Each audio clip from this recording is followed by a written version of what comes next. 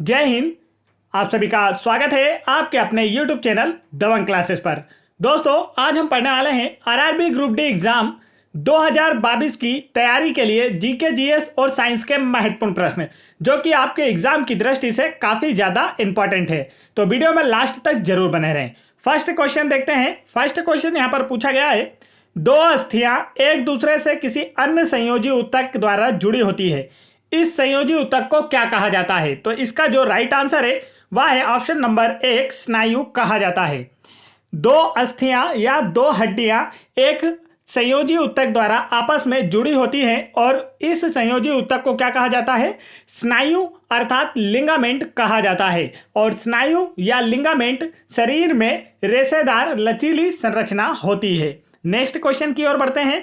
Next question यहां पर पूछा गया था, परमाणु संख्या 57 वाला तत्व कौन सा है? तो इसका जो राइट आंसर है वह है, यह किस ब्लॉक से संबंधित है, ऐसा प्रश्न पूछा गया। आंसर होगा डी ब्लॉक से। परमाणु संख्या 57 वाला तत्व डी ब्लॉक से संबंधित है। इस तत्वों में अंतिम इलेक्ट्रॉन, जो डी ब्लॉक के तत्व होते हैं, उनके अंतिम इलेक्ट्रॉन डी उपकोष में प्रवेश करते हैं। इन्हें संक्रमण तत्व भी कहा जाता है। तो एक क्वेश्चन और इससे बनता है कि किस ब्लॉक के तत्वों को संक्रमण तत्व कहा जाता है? तो आप लोगों को याद रखना है, डी ब्लॉक के तत्वों को संक्रमण तत्व कहा जाता है। तो ऐसे ही इंपॉर्टेंट क्वेश्चन को एक्स्ट्रा फैक्ट के साथ पढ़ने के लिए वीडियो में लास्ट तक जरूर बने रहें। नेक्स्ट क्वेश्चन पूछा गया था, पुली-चिंतला जल विद्युत परियोजना किस नदी पर बनाई गई है? तो इसका जो राइट आंसर है वह है ऑप्शन नंबर 4, कृष्णा नदी पर। पुली-चिंतला जल विद्युत परियोजना कृष्णा नदी पर तेलंगाना राज्य में बनाई गई है। नेक्स्ट क्वेश्चन की ओर बढ़ते हैं। तेलंगाना की अगर आपसे राजधानी पूछी जाए तो है हैदराबाद, यह भी आपको याद रखना है। नेक्स्ट क्वेश्चन है, इथेनॉल को इथेन में परिवर्तित करने के लिए डिहाइड्रेटिंग एजेंट के रूप में किसका उपयोग किया जाता है? राइट आंसर होगा ऑप्शन नंबर 3, सांद्र सल्फ्यूरिक अम्ल, जिसका फॉर्मूला होता है H2SO4। इथेनॉल को इथेन में परिवर्तित करने के लिए डिहाइड्रेटिंग एजेंट के रूप में सांद्र सल्फ्यूरिक अम्ल का प्रयोग किया जाता है। और जो H2SO4 या सांद्र सल्फ्यूरिक अम्ल है, यह प्रकृति में अम्लीय होता है। नेक्स्ट क्वेश्चन की ओर बढ़ते हैं। नेक्स्ट क्वेश्चन यहां पर पूछा गया था, ओडोमीटर का उपयोग किसे मापने में किया जाता है? तो इसका राइट आंसर होगा ऑप्शन नंबर 1, दूरी मापने में। ओडोमीटर का उपयोग दूरी को मापने में किया जाता है तथा स्पीडोमीटर का उपयोग स्पीड मापने में किया जाता है। यह क्वेश्चन भी आप लोगों से पूछा जाता है। यह दोनों ही आपने अपनी मोटरसाइकिल में देखे होंगे। जो आप लोगों को दूरी बताता है उसे ओडोमीटर, और जो आप लोगों को आपकी स्पीड बताता है उसे स्पीडोमीटर कहा जाता है। नेक्स्ट क्वेश्चन की ओर बढ़ते हैं। नेक्स्ट क्वेश्चन यहां पर पूछा गया था, गेटवे ऑफ इंडिया कहां पर स्थित है? तो इसका जो राइट आंसर है वह है ऑप्शन नंबर 1, मुंबई में। गेटवे ऑफ इंडिया मुंबई में स्थित है। गेटवे ऑफ इंडिया का निर्माण वर्ष 1913 में किया गया था। तो यह क्वेश्चन भी आप लोगों को याद रखना है। नेक्स्ट क्वेश्चन की ओर बढ़ते हैं। नेक्स्ट क्वेश्चन यहां पर पूछा गया था, भारत के संविधान की मसौदा समिति के अध्यक्ष कौन थे? तो इसका जो राइट आंसर है वह है option number 4, doctor BR Ambedkar भारतीय संविधान की मसौदा समिति के अध्यक्ष थे। साथ ही भीमराव अंबेडकर जी प्रारूप समिति के अध्यक्ष भी थे। भीमराव अंबेडकर को भारतीय संविधान का जनक कहा जाता है। नेक्स्ट क्वेश्चन की ओर बढ़ते हैं। नेक्स्ट क्वेश्चन यहां पर पूछा गया था, आयरन ऑक्साइड का रासायनिक सूत्र क्या होता है? 4 ऑप्शन आपको दिए गए और पूछा गया है आयरन ऑक्साइड का रासायनिक सूत्र क्या होता है? तो इसका जो राइट आंसर है वह है option number 2, Fe2O3। Iron oxide का जो रासायनिक सूत्र है वह Fe2O3 होता है। चलिए आगे बढ़ते हैं नेक्स्ट क्वेश्चन की ओर। नेक्स्ट क्वेश्चन यहां पर पूछा गया था, किसी बंदूक से बुलेट दागे जाने पर बुलेट की गतिज ऊर्जा में क्या प्रभाव होता है? तो यहां पर 4 ऑप्शन आपको दिए गए हैं और बताना है किसी बंदूक से यदि बुलेट दागे तो उसका गतिज ऊर्जा का क्या प्रभाव पड़ता है। तो इसका जो राइट आंसर है वह है बंदूक की तुलना में अधिक होती है। मान लीजिए कि आपके पास एक बंदूक है और इस बंदूक से एक गोली दागी जाती है, तो यह जो बंदूक है यह पीछे की ओर भी सरकती है, आपको पता है न्यूटन की गति के तीसरे नियम के अनुसार, और गोली आगे की ओर जाती है। तो आपसे पूछा गया है कि इस बंदूक का वेग गोली के वेग की तुलना में क्या होगा? तो बंदूक की तुलना में गोली का वेग जो है वह अधिकतम होगा, क्योंकि यह काफ़ी ज़्यादा स्पीड से आगे जाती है और बंदूक उतने स्पीड से पीछे नहीं जाती है। तो यहाँ पर पूछा गया था कि अगर गोली चलाई जाती है तो बुलेट की जो गतिज ऊर्जा बंदूक के सापेक्ष कैसी होगी? तो बंदूक की तुलना में अधिक होगी। नेक्स्ट क्वेश्चन की ओर बढ़ते हैं। नेक्स्ट क्वेश्चन पूछा गया था, घर्षण बल किस तरह का कार्य करता है? तो इसका जो राइट आंसर है वह है ऑप्शन नंबर 4, बल की दिशा के विपरीत। घर्षण बल जो है यह बल की दिशा के विपरीत की ओर लगता है। दो सतहों की अनियमितताओं के कारण उत्पन्न विरोधी बल को घर्षण बल कहा जाता है। चलिए आगे बढ़ते हैं नेक्स्ट क्वेश्चन की ओर। नेक्स्ट क्वेश्चन यहां पर पूछा गया था, प्रतिहार राजवंश का संस्थापक कौन था? तो इसका जो राइट आंसर है आप लोगों का वह है ऑप्शन नंबर 3, हरिश्चंद्र। प्रतिहार राजवंश का संस्थापक हरिश्चंद्र थे और प्रतिहार वंश के सबसे शक्तिशाली शासक का नाम अक्सर पूछा जाता है तो वह थे राजा भोज। यह क्वेश्चन अक्सर एग्जाम में पूछा जाता है, प्रतिहार वंश का सबसे शक्तिशाली राजा कौन था? तो आंसर होगा राजा भोज। नेक्स्ट क्वेश्चन की ओर बढ़ते हैं। नेक्स्ट क्वेश्चन पूछा गया था, गर्भाशय में भ्रूण को पोषण प्रदान करने वाला ऊतक कौन सा है? तो इसका जो राइट आंसर है वह है ऑप्शन नंबर 4, प्लेसेंटा। गर्भाशय में भ्रूण को पोषण प्रदान करने वाला ऊतक प्लेसेंटा होता है और यह जो प्लेसेंटा ऊतक होता है यह गर्भाशय से अपशिष्ट पदार्थों को बाहर निकालकर उसे पोषण प्रदान करता है। तो आप लोगों से ऐसा भी पूछा जा सकता है कि गर्भाशय से गंदगी बाहर या अपशिष्ट बाहर निकालने में सहायक कौन सा ऊतक होता है? तो आपका आंसर होगा प्लेसेंटा और यह इसे पोषण भी प्राप्त करता है। आगे बढ़ते हैं नेक्स्ट क्वेश्चन की ओर। नेक्स्ट क्वेश्चन यहां पर पूछा गया था, भारत में सबसे पुराना तेल क्षेत्र कौन से राज्य में स्थित है? तो इसका जो राइट आंसर है वह है ऑप्शन नंबर 2, असम राज्य में। भारत में सबसे पुराना तेल क्षेत्र असम राज्य में स्थित है। भारत की प्रथम तेल रिफाइनरी डिगबोई असम में स्थित है। नेक्स्ट क्वेश्चन की ओर बढ़ते हैं। असम की राजधानी है दिसपुर, यह भी आप याद रख सकते हैं। असम से ब्रह्मपुत्र नदी बहती है। असम राज्य में ही ब्रह्मपुत्र नदी पर दुनिया का सबसे बड़ा नदी द्वीप और दुनिया का सबसे छोटा नदी द्वीप दोनों ही स्थित है। सबसे बड़ा नदी द्वीप है माजुली और सबसे छोटा नदी द्वीप है उमानंदा। नेक्स्ट क्वेश्चन यहां पर पूछा गया था, किसमें मुकुलन द्वारा प्रजनन होता है? 4 ऑप्शन आपको दिए गए और पूछा गया इनमें से किसमें मुकुलन द्वारा प्रजनन होता है? तो इसका जो राइट आंसर है वह है ऑप्शन नंबर 3, हाइड्रा में मुकुलन विधि के द्वारा प्रजनन होता है। मुकुलन अलैंगिक प्रजनन का एक उदाहरण है। नेक्स्ट क्वेश्चन की ओर बढ़ते हैं। नेक्स्ट क्वेश्चन पूछा गया था, व्हिटेकर के वर्गीकरण के अनुसार किस समूह में शामिल जीवों में पूर्णतः विकसित नाभिक नहीं पाया जाता है? 4 ऑप्शन आपको दिए गए हैं और इसका राइट आंसर आपको बताना है। करेक्ट आंसर होगा ऑप्शन नंबर 4, मोनेरा। व्हिटेकर के वर्गीकरण के अनुसार मोनेरा समूह में शामिल जीवों में पूर्णतः विकसित नाभिक नहीं पाया जाता है। इस जगत में प्रोकैरियोटिक जीव अर्थात बैक्टीरिया, साइनोबैक्टीरिया और आर्कीबैक्टीरिया शामिल होते हैं। चलिए आगे बढ़ते हैं नेक्स्ट क्वेश्चन की ओर। नेक्स्ट क्वेश्चन यहां पर पूछा गया था, किस अभिनेता की आत्मकथा का नाम खुल्लम खुल्ला है? तो इसका जो राइट आंसर है वह है ऑप्शन नंबर 4, ऋषि कपूर। अभिनेता ऋषि कपूर की आत्मकथा का नाम खुल्लम खुल्ला है। तो आप लोगों को जो महत्वपूर्ण आत्मकथाएं होती हैं करंट अफेयर से रिलेटेड वह सारी भी याद रखना है।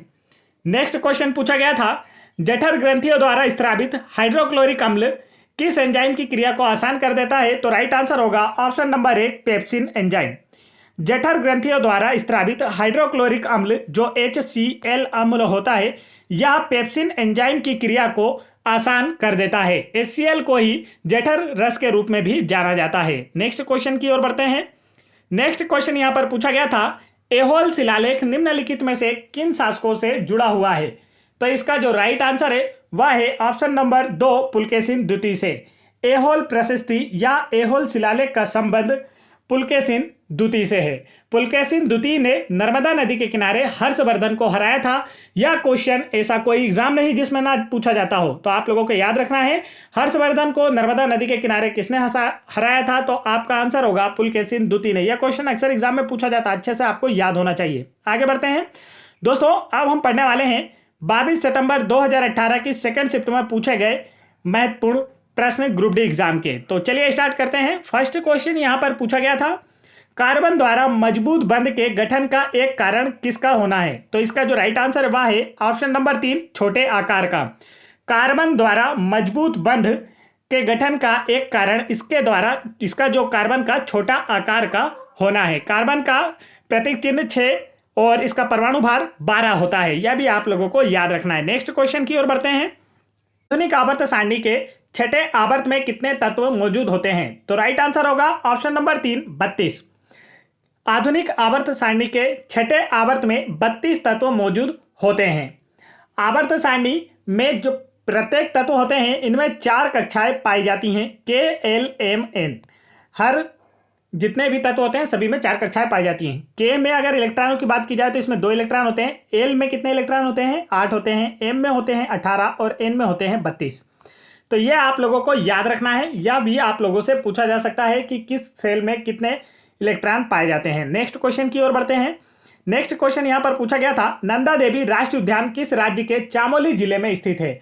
तो इसका जो राइट आंसर है दोस्तों वह है ऑप्शन नंबर 2 उत्तराखंड में। नंदा देवी राष्ट्रीय उद्यान उत्तराखंड राज्य के चामोली जिले में स्थित है। और उत्तराखंड में भारत के प्रथम राष्ट्रीय उद्यान हेली नेशनल पार्क भी स्थित है, जिसका नाम बदलकर रामगंगा नेशनल पार्क कर दिया गया है।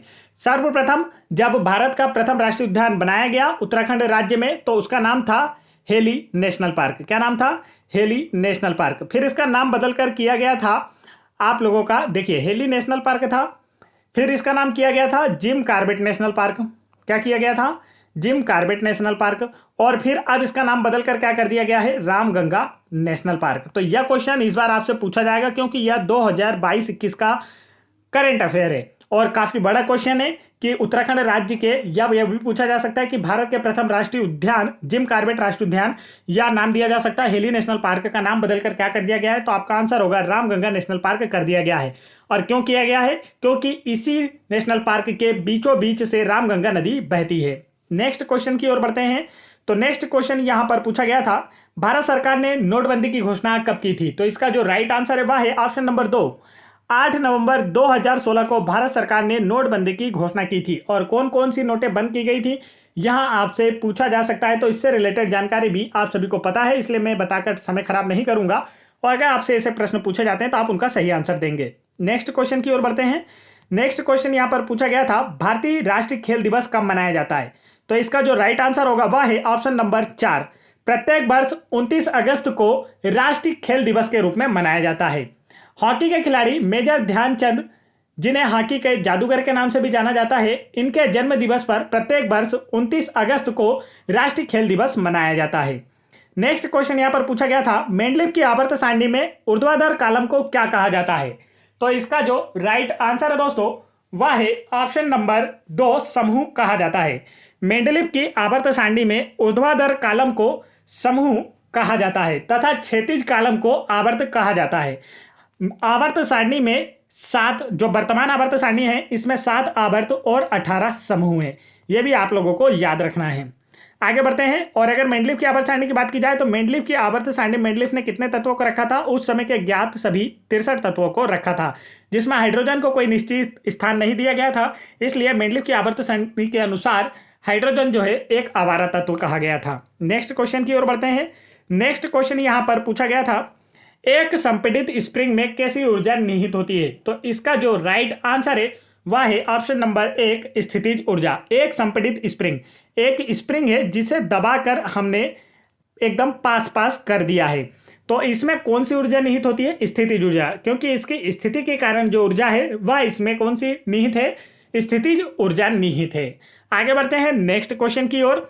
नेक्स्ट क्वेश्चन यहां पर पूछा गया था, एक वस्तु को एक उत्तल दर्पण के सामने अनंत और दर्पण के ध्रुव के बीच एक बिंदु पर रखा जाता है, निर्मित होने वाली छवि कैसी होगी? राइट आंसर होगा ऑप्शन नंबर 3 आभासी और छोटी होगी।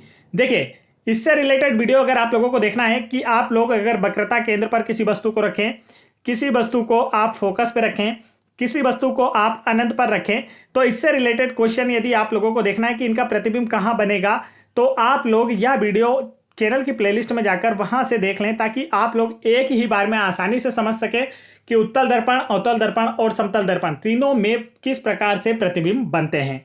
तो वहां आप लोगों को काफी आसानी से हमने समझाया है, आप लोग समझ जाएंगे। नेक्स्ट क्वेश्चन की ओर बढ़ते हैं।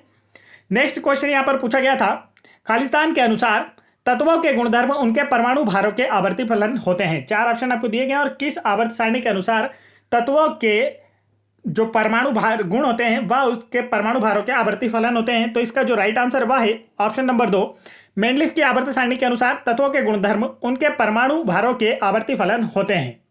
और मेंडलीव की आवर्त सारणी में तत्वों की संख्या कितनी थी? मैं पहले ही बता चुका हूं आप लोगों को, 63 थी। तथा आधुनिक आवर्त सारणी के अनुसार तत्वों के गुणधर्म उनके परमाणु क्रमांक के आवर्ती फलन होते हैं। आधुनिक आवर्त सारणी को मोसले ने तैयार किया है, जिसमें कुल मिलाकर अभी तक तत्व रखे गए हैं, कुल ज्ञात 118 तत्वों को रखा गया है। नेक्स्ट क्वेश्चन की ओर बढ़ते हैं। नेक्स्ट क्वेश्चन यहां पर पूछा गया था, दो बल्बों में से एक दूसरे की तुलना में अधिक चमकता है, कौन से बल्ब का प्रतिरोध उच्च है? तो इसका जो राइट आंसर है वह है ऑप्शन नंबर 1 डीम बल्ब का। दो बल्बों की तुलना में एक बल्ब दूसरे की तुलना में अधिक चमकता है, तो जो बल्ब धीरे जल रहा होगा उसका प्रतिरोध अधिक होगा, क्योंकि प्रतिरोध अधिक होने पर धारा कम प्रवाहित होती है। जब धारा कम प्रवाहित होगी तो वह बल्ब धीरे जलेगा या डीम जलेगा। आगे बढ़ते हैं नेक्स्ट क्वेश्चन की ओर। नेक्स्ट क्वेश्चन पूछा गया था, बौद्ध ग्रंथों का अध्ययन करने के लिए विजयवाड़ा में कौन सा चीनी विद्वान रहा? तो इसका जो राइट आंसर है वह है ऑप्शन नंबर 2 जुआन जांग। बौद्ध धर्मों का ग्रंथों के अध्ययन के लिए विजयवाड़ा में जुआन जांग नामक चीनी विद्वान रहा था। बौद्ध ग्रंथ की स्थापना गौतम बुद्ध ने की थी। गौतम बुद्ध को लाइट ऑफ एशिया या एशिया के ज्योति पुंज के रूप में भी जाना जाता है। नेक्स्ट क्वेश्चन पूछा गया था, निम्नलिखित में से कौन से ऊतक का अंतरकोशिकीय क्षेत्र बड़ा होता है? तो इसका जो राइट आंसर है वह है ऑप्शन नंबर 1 पेरेनकाइमा ऊतक का अंतरकोशिकीय क्षेत्र बड़ा होता है। यह पौधों के आंतरिक विस्तार में सहायक होता है। तो आप लोगों से क्वेश्चन पूछा जा सकता है कि ऐसा कौन सा ऊतक है जो पौधों के आंतरिक विस्तार में सहायक होता है? तो आपका आंसर होगा पेरेनकाइमा ऊतक अंतरकोशिकीय क्षेत्रफल इसका बड़ा होता है, या फिर यह पौधों के आंतरिक विस्तार में सहायक होता है। नेक्स्ट क्वेश्चन की ओर बढ़ते हैं। नेक्स्ट क्वेश्चन यहां पूछा गया था, अमीबा में प्रजनन कैसे होता है? तो इसका जो राइट आंसर है वह है ऑप्शन नंबर 1 द्विखंडन विधि के द्वारा। अमीबा में प्रजनन द्विखंडन विधि के द्वारा होता है। अमीबा एक कोशिकीय जीव है और इसमें जो भोजन का पाचन है वह पक्षाभ द्वारा किया जाता है। नेक्स्ट क्वेश्चन की ओर बढ़ते हैं। दोस्तों, यदि आपने अभी तक वीडियो को लाइक नहीं किया है तो फटाफट वीडियो को लाइक कर दें, और चैनल पर पहली बार आए हैं तो चैनल को सब्सक्राइब करके बेल आइकन के बटन जरूर दबा लें। और यदि आप लोगों को फिजिक्स केमिस्ट्री के न्यूमेरिकल क्वेश्चन देखना है तो आप चैनल की प्लेलिस्ट में जाकर वहां से देख सकते हैं, जिससे आप लोगों के न्यूमेरिकल से रिलेटेड क्वेश्चन के भी जितने भी डाउट है वह क्लियर हो जाएंगे। नेक्स्ट क्वेश्चन यहां पर पूछा गया था, ठोस के पिघलने के दौरान इसके तापमान पर क्या प्रभाव पड़ता है? तो इसका जो राइट आंसर वह है ऑप्शन नंबर 4 परिवर्तित नहीं होता है। देखिए, अब इसे उदाहरण से समझा देता हूं। आपने बर्फ देखी होगी, अगर बर्फ को हम 0 डिग्री सेंटीग्रेड पर कर दें तो कुछ बर्फ जो है पानी के रूप में रहती है और कुछ जमी होती है। तो यह जो पानी है यह बर्फ नहीं बन सकता 0 डिग्री सेंटीग्रेड पर, और यह जो बर्फ है यह पानी नहीं बनेगी 0 डिग्री सेंटीग्रेड पर।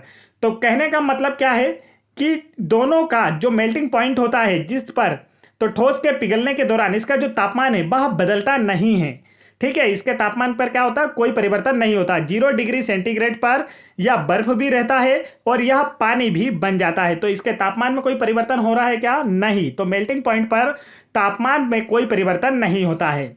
नेक्स्ट क्वेश्चन यहां पर पूछा गया था, अधिकांश सरीसृपों में एक होता है, कैसा हृदय होता है? 2 कक्षीय, 3 कक्षीय, या हृदय ही नहीं होता है, या 4 कक्षीय होता है? राइट आंसर होगा ऑप्शन नंबर 3 कक्षीय हृदय होता है। अधिकांश सरीसृपों में 3 कक्षीय हृदय होता है। अब सरीसृप क्या होते हैं? जो भी जीव अपने पेट के बल चलते हैं, रेंग कर चलने वाले जीवों को सरीसृप वर्ग में रखा जाता है, जैसे कि मगरमच्छ, घड़ियाल, सांप और छिपकली वगैरह। यह सभी सरीसृप वर्ग में आती हैं। सरीसृप वर्ग के जो जीव होते हैं यह शीत रक्त जीव होते हैं। नेक्स्ट क्वेश्चन की ओर बढ़ते हैं। नेक्स्ट क्वेश्चन यहां पर पूछा गया था, एक व्यक्तिगत तंत्रिका कोशिका कितनी लंबी हो सकती है? तो राइट आंसर होगा इसका ऑप्शन नंबर 4 100 सेंटीमीटर। एक व्यक्तिगत तंत्रिका कोशिका 100 सेंटीमीटर तक लंबी हो सकती है। तंत्रिका कोशिका संवेगात्मक कोशिकाओं को नियंत्रित करती है और तंत्रिका शरीर की सबसे लंबी कोशिका है। तंत्रिका शरीर के सूचनाओं का परिवहन करती है। नेक्स्ट क्वेश्चन की ओर बढ़ते हैं। नेक्स्ट क्वेश्चन पूछा गया था, लिटमस विलयन किससे निष्कासित किया जाता है? राइट आंसर होगा ऑप्शन नंबर 1 लाइकेन से। लिटमस विलयन या जो लिटमस पेपर होता है यह लाइकेन से प्राप्त किया जाता है, और लाइकेन जो होते हैं यह सहजीवी होते हैं। नेक्स्ट क्वेश्चन की ओर बढ़ते हैं। नेक्स्ट क्वेश्चन यहां पर पूछा गया था, वायुमंडलीय अपवर्तन के कारण सूर्योदय और सूर्यास्त के समय लगभग कितनी देरी हो सकती है? तो इसका जो राइट आंसर वह है 2 मिनट। वायुमंडलीय अपवर्तन के कारण सूर्योदय और सूर्यास्त में लगभग 2 मिनट तक की देरी हो सकती है। आपने देखा होगा कि अब जो शाम को सूरज जब डूबता है और मॉर्निंग में जब सूरज उगता है तो उससे पहले कुछ लालिमा लाल कलर की दिखाई देती है। तो यह क्यों होता है? तो अपवर्तन के कारण ही सूर्यास्त एवं सूर्योदय के समय सूर्य लाल दिखाई देता है। चलिए आगे बढ़ते हैं नेक्स्ट क्वेश्चन की ओर। नेक्स्ट क्वेश्चन यहां पर पूछा गया था, निम्नलिखित में से कौन सा एक ऊर्ध्वपातक पदार्थ नहीं है? राइट आंसर होगा ऑप्शन नंबर 2 यहाँ पर ऊर्ध्वपारदक पदार्थ नहीं है। ऑप्शन नंबर 1 सोडियम सल्फेट जो है यह एक ऊर्ध्वपारदक पदार्थ नहीं है। ऊर्ध्वपातक पदार्थ किसे कहते हैं? तो ऐसे पदार्थ जिन्हें जलाने पर वह सीधे वाष्प में परिवर्तित हो जाते हैं, द्रव में परिवर्तित होकर फिर वाष्प में परिवर्तित। जैसे मान लीजिए हम बर्फ को पिघलाते हैं तो पहले पानी बनेगा फिर गैस बनेगा, लेकिन क्या होगा यहां पर आपसे पूछा गया ऊर्ध्वपातन। तो ऊर्ध्वपातन में मान लीजिए आप एक कपूर है, इसे आप जैसे ही जलाएंगे ये क्या बन जाएगी? एक गैस बन जाएगी, तो सीधे डायरेक्ट गैस में परिवर्तित हो गई। तो ऐसे तत्व या पदार्थ जिन्हें जलाने पर या सीधे गैस में परिवर्तित हो जाते हैं इन्हें ऊर्ध्वपातक पदार्थ कहा जाता है। कपूर, अमोनियम क्लोराइड, नेफ्थलीन, यह सभी इसके उदाहरण हैं। चलिए आगे बढ़ते हैं। यहाँ पर सोडियम सल्फेट का आप सूत्र याद कर सकते हैं, NaSO4 होता है सोडियम सल्फेट का सूत्र। नेक्स्ट क्वेश्चन की ओर बढ़ते हैं। नेक्स्ट क्वेश्चन पूछा गया था, निम्नलिखित में से कौन सा मानवों में पुरुष प्रजनन प्रणाली का हिस्सा नहीं है? तो इसका जो राइट आंसर है वह है ऑप्शन नंबर 2 अंडाशय पुरुष प्रजनन प्रणाली का मनुष्यों में हिस्सा नहीं है। अंडाशय या जिसे हम ओवरी भी कहते हैं या मादा प्रजनन प्रणाली का उदाहरण होता है।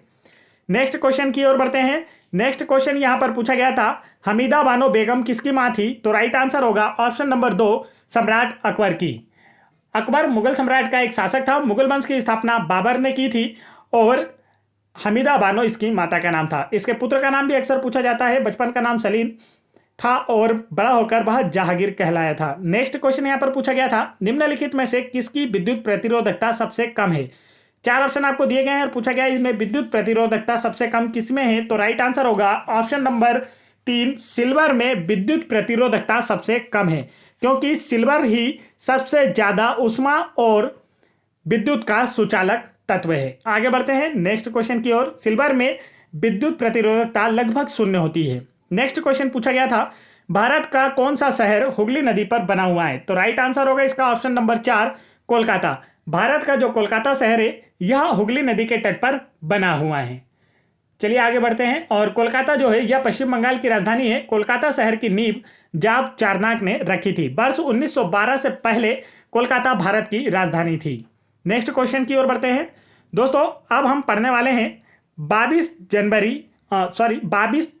सितंबर 2018 में थर्ड शिफ्ट में पूछे गए ग्रुप डी के क्वेश्चन। चलिए स्टार्ट करते हैं। नेक्स्ट क्वेश्चन यहां पर पूछा गया था, एवोगैड्रो संख्या को किसके द्वारा निरूपित किया जाता है? राइट आंसर होगा ऑप्शन नंबर 2 N0 के द्वारा एवोगैड्रो संख्या को दर्शाया जाता है। एक एवोगैड्रो संख्या का मान कितना होता है? अक्सर एग्जाम में पूछा जाता है, तो वह होगा 6.022 × 10⁻23। एक मोल में भी इतने ही अणु होते हैं या एक एवोगैड्रो संख्या का मान इतना होता है, यह आपको याद रखना है। नेक्स्ट क्वेश्चन यहां पर पूछा गया था, खालिस्तान आधुनिक आवर्त सारणी के समूह 1 में मौजूद तत्व है। तो आधुनिक आवर्त सारणी में पहले समूह का पहला तत्व कौन सा है? तो इसका जो राइट आंसर है वह है हाइड्रोजन। हाइड्रोजन जो है यह आधुनिक आवर्त सारणी का प्रथम तत्व है, जिसका परमाणु क्रमांक है 1 और परमाणु भार भी है 1। इसके 3 समस्थानिक होते हैं और तीनों समस्थानिक के नाम आप याद रख सकते हैं। 1s1 जो होता है इसे प्रोटियम, 1s2 जो होता है इसे ड्यूटेरियम और 1s3 जो होता है इसे ट्राइटियम के नाम से भी जाना जाता है। नेक्स्ट क्वेश्चन की ओर बढ़ते हैं। नेक्स्ट क्वेश्चन यहां पर पूछा गया था, कंडालेरू बांध कहां स्थित है? राइट आंसर होगा इसका ऑप्शन नंबर 3 आंध्र प्रदेश राज्य में। कंडालेरू बांध जो है आंध्र प्रदेश राज्य में कंडालेरू नदी पर नेल्लोर जिले में स्थित है। आंध्र प्रदेश की राजधानी है अमरावती। नेक्स्ट क्वेश्चन यहां पर पूछा गया था, पेम्बा द्वीप निम्नलिखित में से किस खेती के लिए प्रसिद्ध है? तो इसका जो राइट आंसर है वह है ऑप्शन नंबर 3 लौंग। पेम्बा द्वीप लौंग की खेती के लिए प्रसिद्ध है। अब पेम्बा द्वीप कहाँ है अगर यह पूछा जाता है तो यह अफ्रीका महाद्वीप में है, यह हिंद महासागर के अंतर्गत स्थित है। नेक्स्ट क्वेश्चन के पूछा गया था, रेडियो द्वारा उत्पादित ध्वनि किससे बढ़ती है? तो इसका जो राइट आंसर है वह है ऑप्शन नंबर 1 आयाम के बढ़ने से। रेडियो द्वारा उत्पादित ध्वनि आयाम के बढ़ने से बढ़ती है। नेक्स्ट क्वेश्चन की ओर बढ़ते हैं। नेक्स्ट क्वेश्चन यहां पर पूछा गया था, खालिस्तान एक एक्टिनाइड नहीं है। तो राइट आंसर होगा ऑप्शन नंबर 3 टर्बियम। टर्बियम एक एक्टिनाइड तत्व नहीं है। इसके अतिरिक्त थोरियम, नोबेलियम, फर्मियम यह सभी एक्टिनाइड तत्व हैं। चलिए आगे बढ़ते हैं नेक्स्ट क्वेश्चन की ओर। नेक्स्ट क्वेश्चन यहां पर पूछा गया था, खालिस्तान में पतली कोशिका भित्ति के साथ अपेक्षाकृत अविशिष्ट कोशिकाएं होती है। राइट आंसर होगा पेरेनकाइमा। पेरेनकाइमा में पतली कोशिका भित्ति के साथ अपेक्षाकृत अवशिष्ट कोशिकाएं होती हैं और पेरेनकाइमा जो ऊतक होता है यह पौधों के आंतरिक विकास में सहायक होता है। तो दोस्तों आज के वीडियो में इतना ही था। नेक्स्ट पार्ट हम आप लोगों के लिए जल्दी लेकर आएंगे। तो यदि आपने इससे पहले के पार्ट्स नहीं देखे हैं तो आप उन सभी को चैनल की प्लेलिस्ट में जाकर देख सकते हैं, जहां से आप लोगों की बेहतर प्रिपरेशन हो पाएगी। और चैनल की प्लेलिस्ट में आप लोगों को ग्रुप डी एग्जाम के लिए स्पेशल मैथ्स की क्लासेस, स्पेशल फिजिक्स और केमिस्ट्री के न्यूमेरिकल क्वेश्चन की क्लासेस, जीके जीएस की क्लासेस, साइंस की क्लासेस, स्टैटिक जीके की क्लासेस और करंट अफेयर की क्लासेस देखने को मिलेगी, जिससे आपकी प्रिपरेशन बेहतर हो पाएगी और आप लोगों का भी ग्रुप डी एग्जाम में सिलेक्शन हो पाएगा। तो फटाफट वीडियो को लाइक करें और चैनल को सब्सक्राइब नहीं किया है तो चैनल को जरूर सब्सक्राइब कर लें। जय हिंद दोस्तों।